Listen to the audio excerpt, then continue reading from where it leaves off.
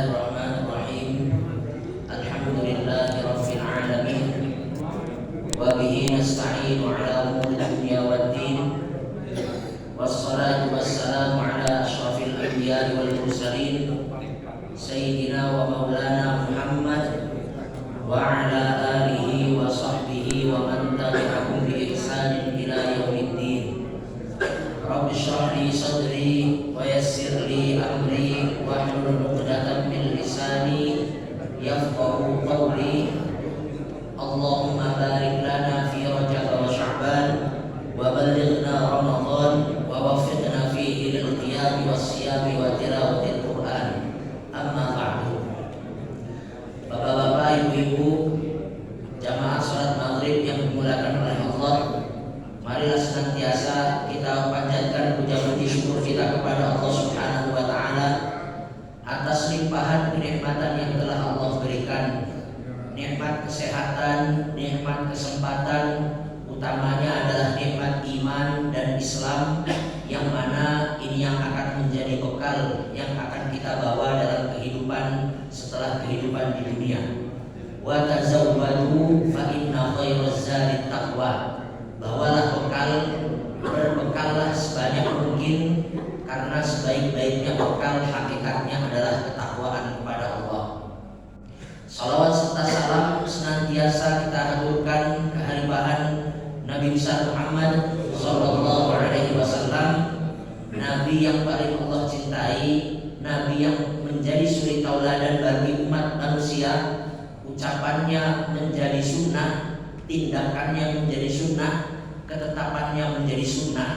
Semua yang Nabi ucapkan, yang Nabi lakukan, yang Nabi tetapkan bisa dijadikan sebagai suri tauladan oleh umat Islam setelah beliau.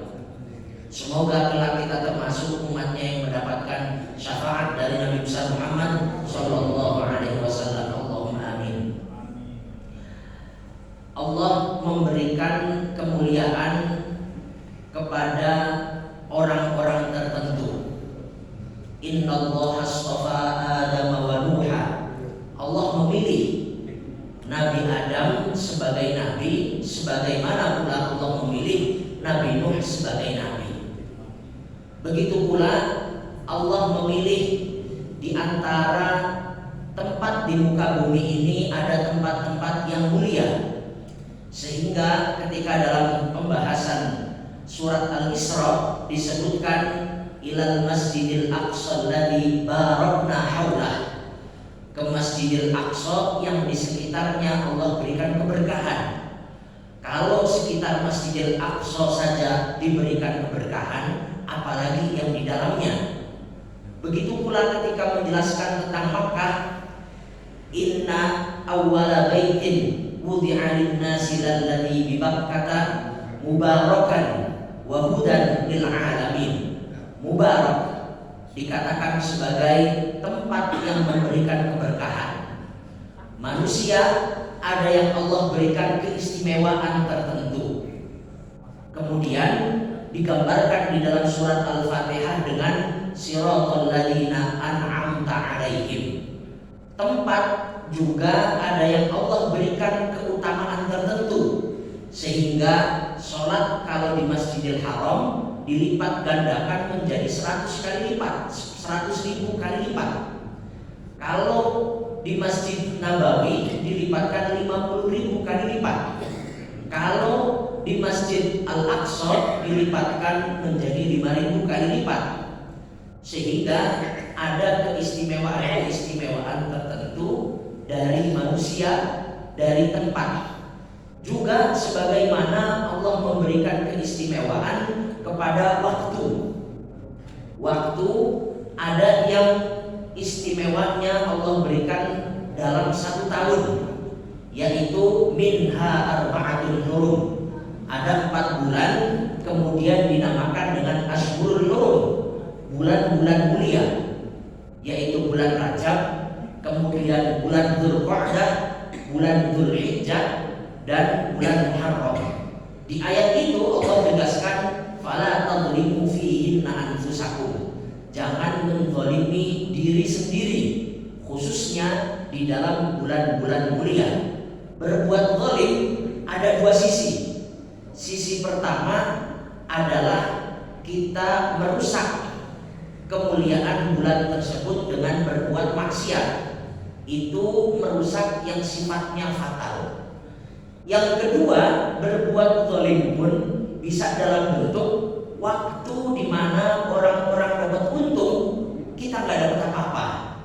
Waktu di mana orang lain mendapatkan pahala yang besar, kita justru tidak bisa memanfaatkan waktu yang Allah berikan dengan memperoleh keuntungan yang besar. Itu pun masuk dalam kata fala tadlimu fihinna anfusakum, tidak menggunakan kesempatan sebaik-baiknya yang Allah berikan. Begitu pula ada waktu-waktu yang sifatnya setahun sekali hanya satu malam, kemudian dinamakan dengan Lailatul Qadar. Malam Lailatul Qadar, ulama di sini berbeda pendapat. Ada sebagian mengatakan malamnya nggak pindah-pindah, setiap tahun pokoknya di malam tertentu, tidak berpindah. Nah, malam tertentu ini malam keberapa?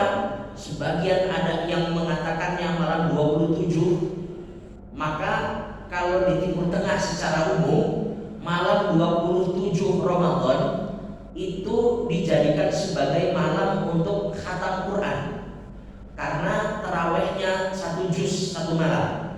Tetapi ditarget pokoknya malam 27 itu malam bertepatan dengan menghatamkan Quran, sehingga doanya panjang.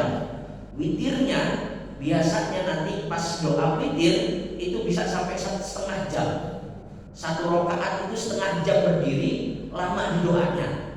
Apalagi kalau sudah masjid-masjid besar, doanya bisa 1 jam, 1 jam setengah, cuma 1 rakaat dalam witir.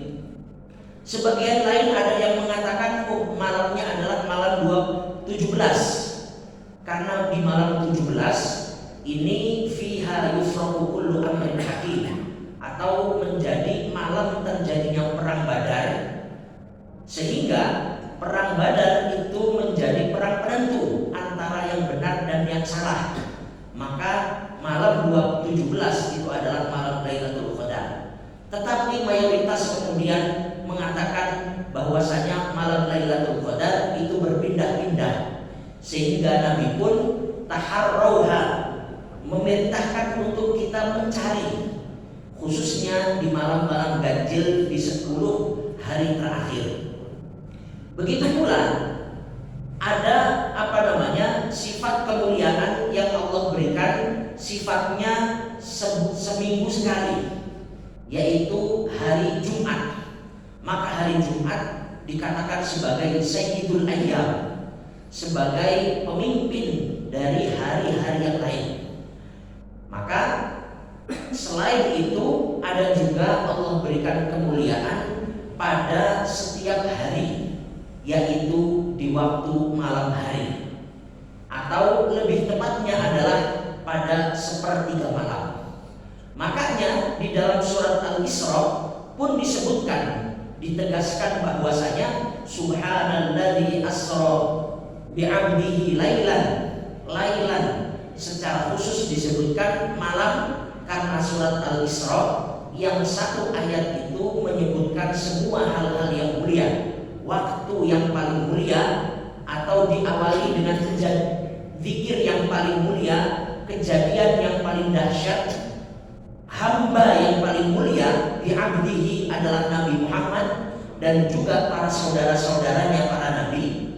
Dan sifat yang paling mulia adalah ubudiyah, sifat yang disematkan kepada manusia di antara semua sifat yang ada, mau itu dikatakan presiden, wakil presiden, menteri, gubernur, bupati dan lain-lain, direktur, wakil direktur, apapun sifat-sifat yang nempel kepada manusia, yang paling mulia adalah abdullah.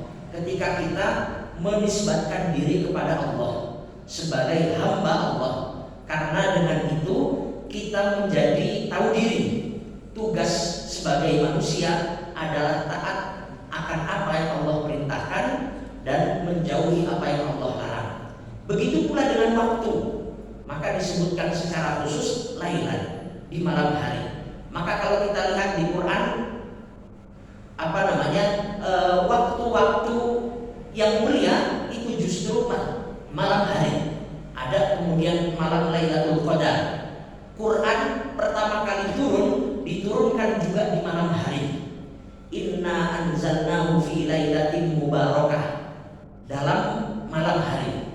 Sebagaimana yang ada di depan kita, kalau di bulan Rajab itu ada namanya malam Isra, Lailatul Isra wal Mi'raj, maka kalau di bulan Sya'ban itu ada namanya malam nisfu Sya'ban. Kita hari ini kurang lebih sudah masuk ke tanggal 9 atau 10 9 Sya'ban. Kurang lebih kita masuk ke tanggal 9 Sya'ban, sehingga kurang lebih 5 atau 6 hari yang akan datang kita masuk ke malam nisfu Sya'ban, pertengahan bulan Sya'ban. Yang mana pertengahan bulan Sya'ban ini adalah malam yang mulia, yang mana di situ ada fadailu Sya'ban atau fadailu Lailatin Nisfi min Sya'ban, keutamaan dari malam pertengahan bulan Sya'ban. Misalnya, sebelum masuk ke pembahasan ini, Sya'ban secara bahasa Arab itu artinya adalah banyak cabang. Syu'ab, dari kata-kata asy-Sya'ban itu dari kata-kata sya'aba, artinya banyak cabangnya. Maksudnya apa?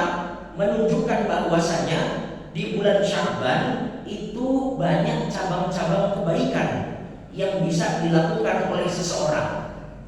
Sehingga kalau kita lihat apa yang dilakukan oleh Rasulullah SAW di bulan Sya'ban, sebagaimana misalnya hadis yang diriwayatkan oleh Usamah bin Zaid, di situ menceritakan Usamah nanya kepada Nabi, "Ya Rasulullah, kenapa kok engkau puasa di bulan Sya'ban itu banyak dibandingkan dengan puasa di bulan-bulan lain? Kenapa selain Ramadan tentunya? Kenapa Rasulullah itu sering berpuasa di bulan Sya'ban, berbeda halnya dengan bulan-bulan yang lain?" Akhirnya di situ Rasulullah menjelaskan bahwasanya bulan Sya'ban adalah bulan di mana turfa'u fihil a'mal. Catatan perbuatan kita selama 1 tahun disetorkan. Perbuatan kita selama 1 tahun penuh disetorkan kepada Allah catatannya oleh para malaikat. Wa uhibbu an yurfa'a 'amali wa ana shaim. Kemudian Nabi mengatakan, saya pengen pas catatan kebaikan atau catatan amal perbuatannya disetorkan itu dalam kondisi berpuasa, sehingga tulisannya, catatannya, oh hari ini sedang berpuasa. Ini menunjukkan bahwasanya bulan Sya'ban digambarkan oleh Nabi dengan syahrun yaghfuru anhun nas baina Rajab wa Ramadan, bulan yang dilupakan oleh banyak orang karena dihimpit oleh 2 bulan yang kemuliaannya sudah diketahui oleh banyak orang, yaitu bulan Rajab dan bulan Ramadan. Maka yang di tengah-tengah bulan Sya'ban ini dianggap sebagai bulan yang terlupakan, yang furu'an nas. Nah, sebagian orang menganggap bahwasanya bulan atau puasa di bulan Rajab itu lebih mulia daripada di bulan Sya'ban. Tetapi kemudian Ibnu Hajar al-Asqalani menyebutkan justru dengan Nabi mengatakan syahrun yaghfuru anhun nas, ini bulan yang dilupakan oleh masyarakat, menunjukkan bahwasanya puasa di bulan Sya'ban memiliki keistimewaannya tersendiri. Karena setiap ibadah itu menjadi istimewa ketika kita lakukan di waktu orang-orang itu lupa. di waktu orang-orang itu lalai. Kalau misalnya orang-orang di sepertiga malam banyak yang istirahat, capek, kelelahan, ada sebagian orang kemudian yang bangun di malam hari, sholat, membaca Quran, sholat dengan berbagai macam sholat, ada tahajud, ada sholat hajat, ada sholat taubat, sholat witir dan lain-lain, yang mana Nabi setiap malam tidak kurang dari 11 rakaat, maka sholat itu dikatakan sebagai sholat yang paling mulia di antara sholat sunnah yang lain. Karena yang lain lupa, yang lain tidur, terlelap. Sebagaimana kalau kita berzikir di pasar. Di pasar orang sibuk dengan dagangannya masing-masing. Orang sibuk mengatur bagaimana supaya mendapatkan keuntungan maksimal atau mendapatkan kerugian minimal. Bagaimana semua pergolakan itu terjadi? Kok ada sebagian orang misalnya di pasar dagang, tapi ketika nunggu pembeli datang tidak lupa sambil berzikir. Di tengah-tengah orang yang dalam tanda kutip lalai karena sedang sibuk dengan urusan masing-masing, maka yang berzikir di pasar itu memiliki kemuliaan tersendiri. Begitu pula makanya bulan Sya'ban dikatakan oleh Nabi syahrul yaghfuru anhun nas, bulan yang dilupakan oleh masyarakat gara-gara jatuh di antara 2 bulan yang mulia. Maka sebagian ulama dari hadis ini menunjukkan amal perbuatan di bulan Sya'ban itu pun tidak kalah mulia dilakukan dibandingkan dengan bulan-bulan yang lain. Maka selain itu kemuliaan di bulan Sya'ban, yang pertama, Nabi puasa lebih sering di bulan Sya'ban. Bahkan dalam Nabi itu kurang lebih puasanya sekitar 9 tahun. Karena kewajiban puasa turun tahun kedua Hijriah. Nah, kewajiban puasa ayat ya ayyuhalladzina amanu kutiba alaikumusiyam itu turun di bulan Sya'ban. Turunnya di bulan Sya'ban. Kewajiban puasa, kewajiban zakat itu turun di bulan Sya'ban. Sehingga Nabi kurang lebih selama hidupnya puasa itu sekitar 9 tahun, 9 kali puasa. Di antara 9 kali puasa yang Nabi lakukan, maka ada bahkan di antara bulan-bulan itu Sya'ban yang Nabi puasa 30 hari full. Selama 1 bulan Nabi berpuasa, menunjukkan kemuliaan tersendiri yang ada di bulan Sya'ban.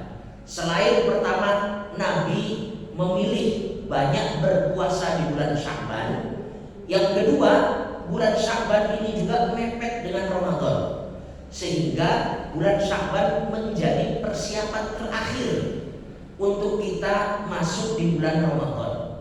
Semua itu butuh persiapan. Kalau dadakan biasanya kurang maksimal. Misalnya kita biasa makannya banyak, maka kok dadakan tiba-tiba masuk Ramadan makannya menjadi polanya berubah, maka itu badan kita belum siap karena butuh adaptasi. Yang tadinya makan biasanya jam sekian dirubah jadwal makannya menjadi jam tertentu. Bahkan kalau Imam Ghazali dalam Ihya-nya mengatakan puasa itu seharusnya porsi makannya berkurang. Dalam puasa karena tujuannya adalah mengendalikan hawa nafsu, maka puasa itu bukan hanya merubah jadwal makan, porsinya tetap.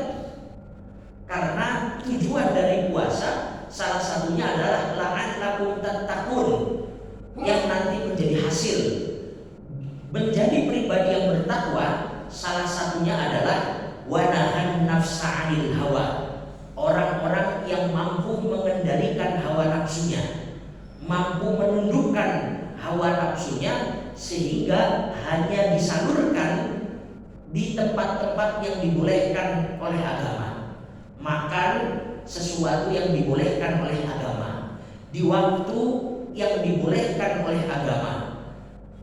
Minum juga demikian, sehingga kita mudah untuk terhindar dari hal-hal yang diharamkan oleh agama. Selain itu, yang namanya bulan Sya'ban, Nabi puasa paling banyak di antara bulan-bulan lain. Yang kedua, mepet Ramadan, sehingga menjadi bulan di mana persiapan terakhir kita untuk menghadap Ramadan. Dari segi pola makannya, dari segi kegiatan nanti yang akan kita maksimalkan di bulan Ramadan, maka diawali dari bulan Sya'ban. Sehingga ulama-ulama dulu menyebutkan Sya'ban ini sebagai Syahrul Qurra, bulan di mana untuk bulannya orang-orang menghafal Quran. Karena di bulan Sya'ban orang-orang yang menghafalkan Quran itu murojaahnya maksimal untuk persiapan nanti di bulan Ramadan. Bulan Ramadan menjadi bulan puncaknya, di mana digambarkan di dalam Al-Quran Syahrul Ramadan alladzi unzila fihil Quran, didempet bulan Ramadan yang mana di dalamnya Allah turunkan Al-Quran. Maka Al-Quran kemuliaannya nanti puncaknya adalah di bulan bulan Ramadan, karena itu menjadi bulan diturunkannya Al-Quran. Maka para ulama itu kalau kita lihat dari biografi yang ditulis, maka bulan Ramadan dipenuhi dengan Al-Quran. Imam Syafi'i misalnya, kalau sudah masuk bulan Ramadan itu tutup semua buku yang dibaca, yang diulang-ulang hanya Al-Quran. Maka Imam Syafi'i di bulan Ramadan punya kebiasaan mengkhatamkan Quran 2 kali dalam satu hari. Ada namanya khutmah lailiyah wa khutmah nahariyah. Siang-siang 1 kali khatam, malam-malam 1 kali khatam. Sehingga dalam 1 bulan minimal 30 atau 60 kali khataman, kalau Ramadannya 30 hari. Begitu pula dengan imam-imam lain. Kalau Imam Nawawi dalam kitabnya At-Tibyan fi Adabi Hamalatil Quran, Tibyan penjelasan tentang adab dan etika orang-orang yang menghafalkan Quran. Di situ Imam Nawawi sebutkan ulama yang paling banyak yang saya ketahui mengkhatamkan Quran dalam 1 hari, yang paling banyak, kalau yang mengkhatamkan Quran sehari 1 kali itu banyak di antara ulama. Utsman bin Affan misalnya, terkadang kalau lagi sholat sunnah 2 rakaat mengkhatamkan Quran selesai. Kita gak kebayang baca misalnya Yasin saja misalnya untuk 1 rakaat udah gelisah. Ini 1 Quran. Imam Nawawi dalam Tibyan mengatakan ada juga yang 1 hari 2 kali, di antaranya Imam Asy-Syafi'i di bulan Ramadan. Ada juga yang dalam 1 hari 3 kali, yang paling banyak 1 hari 8 kali. Ini gak tahu gimana cara mengkhatamkannya. Karena kalau orang sudah biasa baca Quran, selain kita semakin kesini semakin akhir zaman, waktu terasa cepat. Di antara tanda-tanda akhir zaman adalah taqarrubuz zaman. Zaman itu kayaknya berputar sangat cepat. Baru Jumat ketemu Jumat lagi. Loh, kok udah Jumat? Padahal kayaknya baru kemarin. Ini terasa berputarnya lebih cepat. Beda halnya dahulu kala. Dulu misalnya pas masih kecil itu kerasa main 1 hari itu puas. Sekarang kok tiba-tiba sudah gelap lagi. Ini tanda-tanda hari kiamat adalah taqarrubuz zaman. Zaman semakin mepet, semakin terasa cepat berputarnya. Ini tentang Al-Quran. Maka bulan Sya'ban ini menjadi bulan kita juga satu latihan dari pola makannya, di antaranya adalah puasa. Yang kedua dari baca Qur'annya. Dari sekarang mulai dicicil berapa sekiranya yang mau kita khatamkan di bulan Ramadan. Dilatih dari mulai bulan Sya'ban. Kalau tidak dilatih berat. Ketika masuk bulan Ramadan kita merasa cukup dengan sekali khataman saja nggak masalah, nggak apa-apa, itu sudah baik satu kali khataman. Bahkan Imam Hanafi mengatakan minimal seorang muslim itu mengkhatamkan Quran satu kali dalam satu tahun. Dalilnya apa? Dalilnya adalah Nabi setiap bulan Ramadan itu kedatangan malaikat Jibril dan Nabi murojaah yudarisul Quran. Nabi baca, malaikat Jibril nyimak, atau sebaliknya, malaikat Jibril nyimak, malaikat Jibril baca, Nabi menyimak. Setiap tahun maka ayat-ayat yang sudah Allah turunkan di murojaah. Murojaahnya terjadi di bulan Ramadan. Sehingga dari situ Imam Abu Hanifah mengatakan, oh berarti dalam satu tahun minimal mengkhatamkan Quran satu kali. Karena itu yang dilakukan Nabi pas bulan Ramadan bersama malaikat Jibril. Kecuali pas tahun di mana Nabi wafat. Tahun di mana Nabi wafat, malaikat Jibril murojaahnya mengulang Al-Qur'annya dua kali khataman bersama Rasulullah SAW. Ini dua. Kemudian yang ketiga, keutamaan dari bulan Sya'ban atau bulan Lailatul Nisfi min Sya'ban, pertengahan bulan Sya'ban. Selain tadi amal perbuatan kita dilaporkan kepada Allah yang sifatnya tahunan, ada yang sifatnya mingguan. Mingguan itu di malam Kamis, sehingga hari Kamis itu menjadi hari yang disunahkan untuk puasa. Karena hari Kamis laporan mingguan, disetorkan amal perbuatannya yang kita lakukan, yang kita ucapkan. Ma yalfidhu min qaulin illa ladaihi raqibun atid. Setiap kalimat yang keluar dari mulut kita dicatat, baik maka ditulis menjadi kebaikan, kalau keburukan maka ditulis menjadi keburukan. Sehingga Kamis itu menjadi laporan mingguan dan disunahkan juga untuk berpuasa. Maka malam nisfu min Sya'ban, pertengahan bulan Sya'ban itu laporan tahunan. Dan yattali'ullahu ala ibadihi lailatan nisfu min Sya'ban.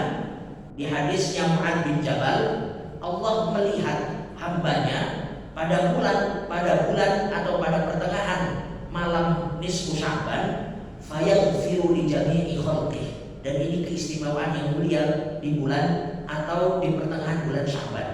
Allah ampuni semua dosa hambanya.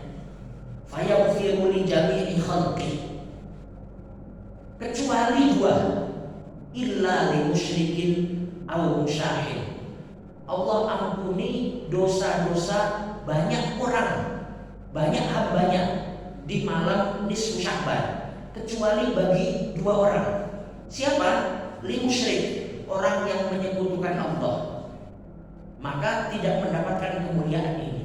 Nah yang kedua, au musyahid, atau orang yang punya dendam, orang yang tidak memaafkan kesalahan orang, punya dendam, hasud kepada orang lain, punya dendam kepada orang lain. Ini termasuk orang-orang yang tidak mendapatkan kemuliaan. Fayaghfirullahu li jami'i khalqihi, Allah ampuni dosa semua hambanya kecuali li musyrikin aw musyahid.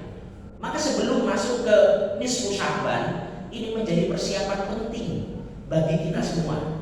Maka kesalahan orang lain berat memang untuk memaafkannya, tetapi kalau dengan memaafkan kesalahan yang dilakukan orang, kita mendapatkan ampunan dari sisi Allah, sehingga kita tidak masuk dalam kategori pengecualian musyahin, orang yang memiliki dendam kepada saudaranya, kepada tetangganya, kepada keluarganya, siapapun, maka itu menjadi ringan karena balasannya justru lebih besar hanya dengan kita memaafkan kesalahan-kesalahan yang dilakukan oleh orang lain. Maka ini keistimewaan tersendiri bahwasanya dengan kita memaafkan orang, Allah memaafkan kesalahan kita. Sehingga dalam hadis musalsal awwaliyah rahmah, ini yang biasa diriwayatkan oleh ulama ketika pertama kali ketemu adalah ar-rahimuna yarhamuhumur rahmanu tabaraka wa ta'ala. Orang yang memiliki kasih sayang, maka dia akan diberikan rahmat oleh Allah. Irhamu man fil ardi, kasih sayanglah kepada makhluk yang berada di bumi. Yarhamkum man fis sama, maka makhluk-makhluk yang ada di langit itu akan menurunkan kasih sayangnya kepada kita. Sehingga ketika kita kasih sayang kepada sesama, begitupun Allah akan menurunkan rahmatnya kepada kita. Sebagaimana ketika kita memaafkan dengan besar hati untuk memaafkan kesalahan yang dilakukan oleh orang lain, maka semoga kita termasuk orang-orang fayaghfiru li jami'i khalqi. Allah ampuni kesalahan semua hambanya kecuali dua orang, yaitu musyrikin atau musyahin. Maka dalam hadis ini Nabi ketika menjelaskan tentang kemuliaan nisfu Sya'ban, faqumu lailaha, dirikanlah malamnya dengan sholat, dengan zikir, dengan berdoa, wasumu nahawaha, dan puasalah di siang harinya. Kemudian disebutkan alasannya bahwasanya di malam itu ala min mustaghfirin fa'aghfirullah. Di malam itu Allah turun seraya mengatakan, ada tidak yang mau meminta maaf atas dosa yang pernah dia lakukan, fa'aghfirullah, maka akan Allah ampuni. Ala min mustarziqin fa'arzuqah, ada enggak yang minta tambahan rezeki, maka akan Allah berikan. Ala min mubtalan fa'u'afiyah, ada tidak orang yang terkena musibah kemudian meminta kepada Allah untuk diberikan afiah, untuk dihindarkan dari berbagai macam musibah. Ala kadzalik hatta yatlu'al fajr, sampai fajar itu datang. Maka perbedaannya memang sebenarnya ini yang terjadi di setiap malam. Karena di hadis lain ketika datang thuluthul lail yanzilu rabbuna ila sama'id dunya, sama konteksnya, yaitu fayunadi hal min mustaghfirin, ada gak yang mau meminta maaf atas kesalahan yang dia lakukan, fa'aghfirullah. Tapi perbedaannya, kalau setiap malam, setiap thuluthul lail ini terjadi ada panggilan seperti ini, maka malam Lailatul Nisfi min Sya'ban perbedaannya adalah fa'aghfiru atau fayaghfiru li jami'i khalqi, Allah maafkan kesalahan semua orang. Atau di hadis lain itu digambarkan dengan Allah mengampuni dosa-dosa orang sebanyak bulu domba yang dimiliki oleh Bani Kalb. Ada sekelompok kabilah di Arab yang punya domba paling banyak, yaitu Bani Kilab atau kabilah Kilab, dan ini dijadikan sebagai contoh oleh Nabi. Maka Allah akan mengampuni dosa-dosa hambanya sebanyak bulu kambingnya yang dimiliki oleh kabilah Kilab, kabilah Kalb. Sehingga menunjukkan bahwasanya malam Lailatul Nisfi min Sya'ban itu menjadi malam kita bisa mendapatkan ampunan dari Allah Subhanahu wa ta'ala. Yang lain di antaranya kemuliaan dari Lailatul Nisfi min Sya'ban, di dalam Al-Qur'an yufraqu fihi kullu amrin hakim fi lailatin mubarakatin inna kunna mundzirin. Di satu malam yang Allah berkahi, di mana malam itu yufraqu fihi kullu amrin hakim. Segala urusan diputuskan, ditetapkan. Ikrimah dalam satu tafsirnya memaknai malam itu terjadi di malam nisfu Sya'ban. Yaitu apa? Yaitu malam di mana ditentukan seandainya orang tahun itu ditakdirkan oleh Allah untuk punya anak, maka ditentukan di malam Lailatul Nisfi min Sya'ban. Seandainya orang itu ditakdirkan oleh Allah untuk berangkat haji, maka ditentukan di malam Lailatul Nisfi min Sya'ban, dicatat apa yang akan terjadi selama 1 tahun ke depan. Maka yang menjadi kebiasaan di masyarakat di Indonesia pada khususnya, umumnya di seluruh dunia, di Mesir juga sama, itu di malam nisfu Sya'ban kita bareng-bareng berdoa, ya dzal manni wala yumannu alaih. Salah satunya doanya adalah in kunta katabtani indaka fi ummil kitab syaqiyan mahruma. Ya Allah, kalau kita ditertulis dalam ummul kitab sebagai orang yang celaka, orang yang mahrum, dihalang dari rizki dan rahmat Allah, famhuhu, hapuslah, ganti dengan jadikanlah kita menjadi orang yang sa'idan, menjadi orang yang bahagia, menjadi orang yang diberikan keberkahan rezekinya dan seterusnya.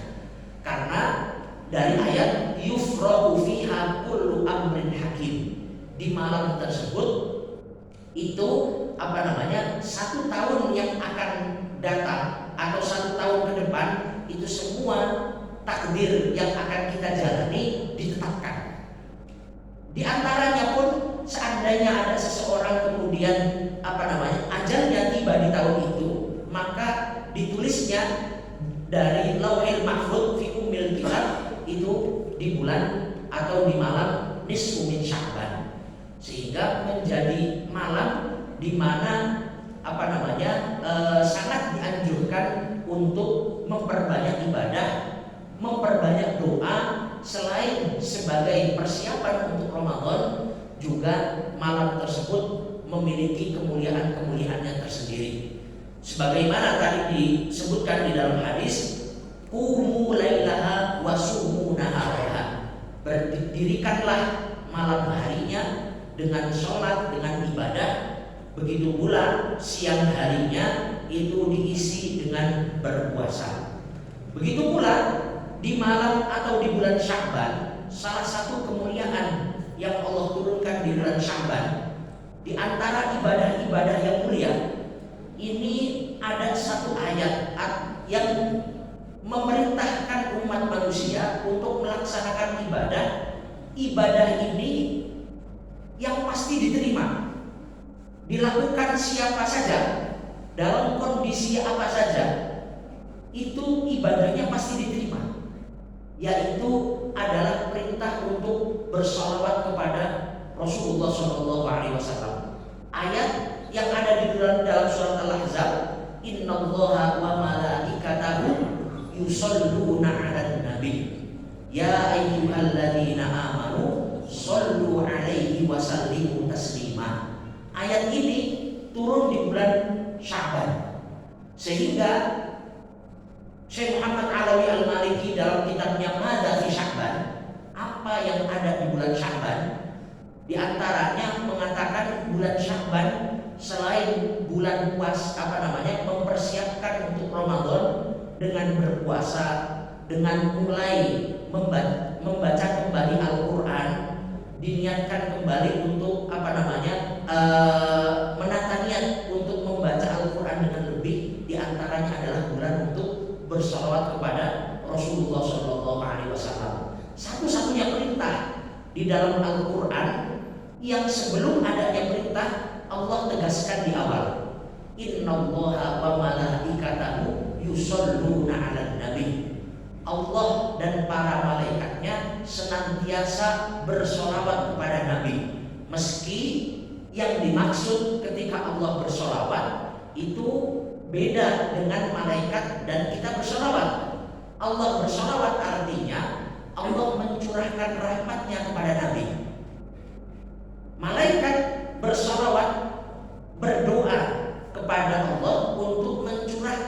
berbagai macam kebaikan, rahmat kepada Nabi. Sehingga karena Allah dan malaikatnya itu sudah bersolawat kepada Nabi, maka Nabi menjadi wa ma arsalnaka illa rahmatan lil alamin. Diutusnya Nabi itu menjadi rahmat, menjadi kasih sayang untuk seluruh alam semesta, bukan hanya bagi yang beriman. Kalau orang-orang umat terdahulu yang ngeyel sama nabinya, yang melawan nabinya, langsung turun azab. Langsung turun azab seketika. Ada yang tenggelam di laut, Fir'aun dan tentaranya. Ada yang ditelan bumi, Qarun dan harta kekayaannya. Ada yang tenggelam dengan banjir bandang, Nabi Nuh atau kaumnya Nabi Nuh dengan bala tentaranya. Ada lagi yang disiksa dengan so'ikoh, petir. Ada yang dengan angin, ada yang dengan dibaringkan, ada yang dengan bermacam-macam azab yang Allah turunkan langsung ketika mereka sudah mencapai puncak melawan kepada nabinya, kepada rasulnya. Tetapi Rasulullah tidak terjadi, karena Rasulullah pun tidak meminta. Justru Rasulullah meminta kaumnya selalu mendapatkan hidayah. Nabi sebelum wafat itu yang disebutkan adalah ummati. Sebelum wafat yang menjadi Nabi merasa tenang untuk meninggalkan umatnya itu ketika menyingkap satir penutup di rumahnya, hordeng lah misalnya, dibuka hordengnya, melihat para sahabat lagi sholat diimami oleh Abu Bakar Siddiq. Nabi senyum, menunjukkan bahwasanya ternyata para sahabat meskipun ditinggal Nabi dalam kondisi sakit itu tetap melaksanakan sholat secara berjamaah, sehingga setelah itu Nabi mengatakan ar-rafiqul a'la, baru memilih untuk dipanggil, dicabut nama nyawanya. Nabi sakit cuma kurang lebih sekitar 13 hari. 13 hari, baru setelahnya di hari terakhir demam tinggi, baru setelahnya melihat umatnya para sholat, Nabi merasa tenang, ar-rafiqul a'la. Sehingga ini menjadi bukti yang kuat bahwasanya dengan sholat ini kita menjadi atau bisa mendapatkan, memperoleh sesuatu yang membuat hati Rasulullah SAW menjadi gembira. Mungkin cukup sekian yang bisa disampaikan.